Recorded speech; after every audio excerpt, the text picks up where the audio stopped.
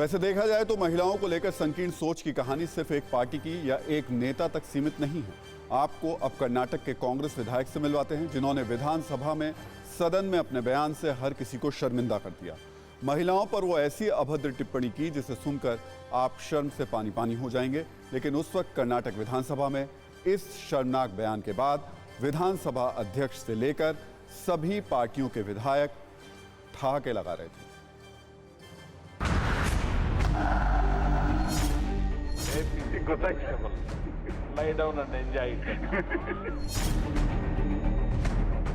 कर्नाटक विधानसभा में किसान जैसे अहम मुद्दे पर चर्चा चल रही थी। तमाम पार्टियों के विधायक सदन में मौजूद थे। सत्तारूढ़ बीजेपी के विधायक मौजूद थे, कांग्रेस के विधायक मौजूद थे।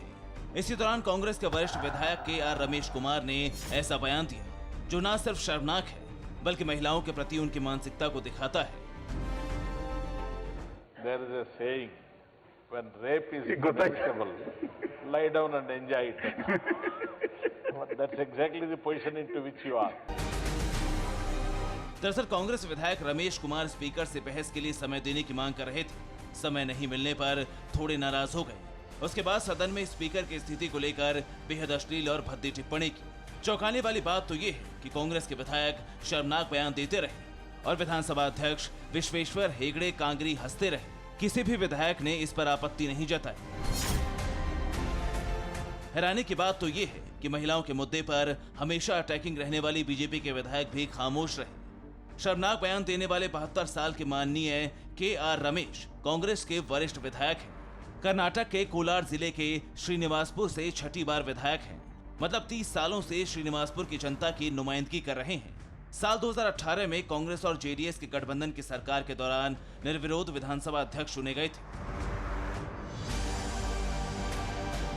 फिलहाल कांग्रेस विधायक के बिगड़े बोल पर सियासी बवाल शुरू हो गया है। बेंगलुरु से दिल्ली तक कांग्रेस कटघरे में है। विधायक के शर्मनाक बयान पर सोनिया गांधी और राहुल गांधी से जवाब मांगा जा रहा है।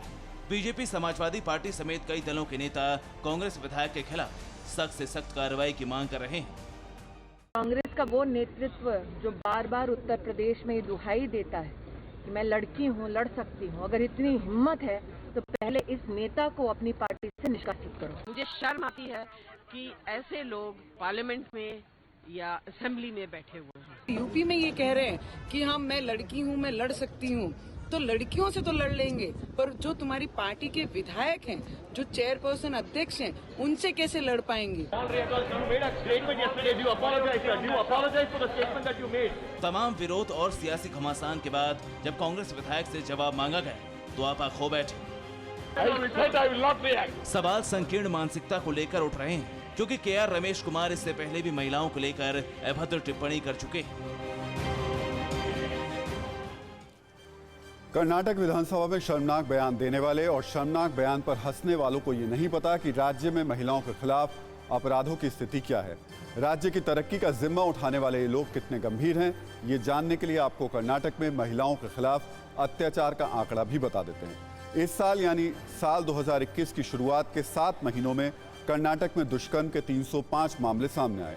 एक महीने में दुष्कर्म के लगभग 44 मामले सामने आए। राज्य पुलिस के आंकड़ों के अनुसार साल 2018 में भी दुष्कर्म के 485 मामले दर्ज किए गए।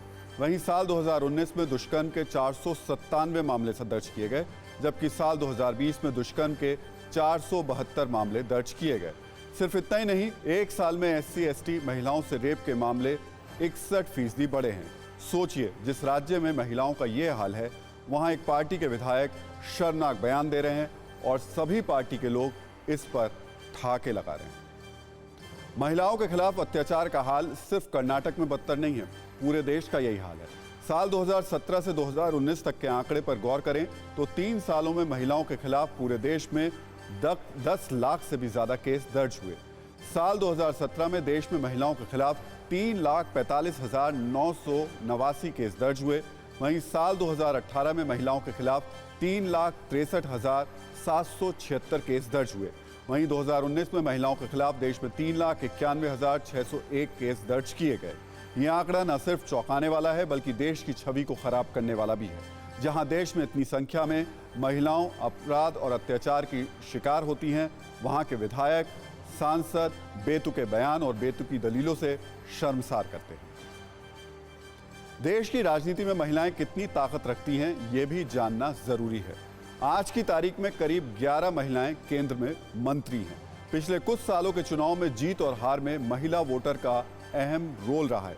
साल 2020 में बिहार में हुए विधानसभा चुनाव की बात करें तो जिन सीटों पर महिलाओं का वोटिंग प्रतिशत ज्यादा था, वहां एनडीए का प्रदर्शन बेहतर था।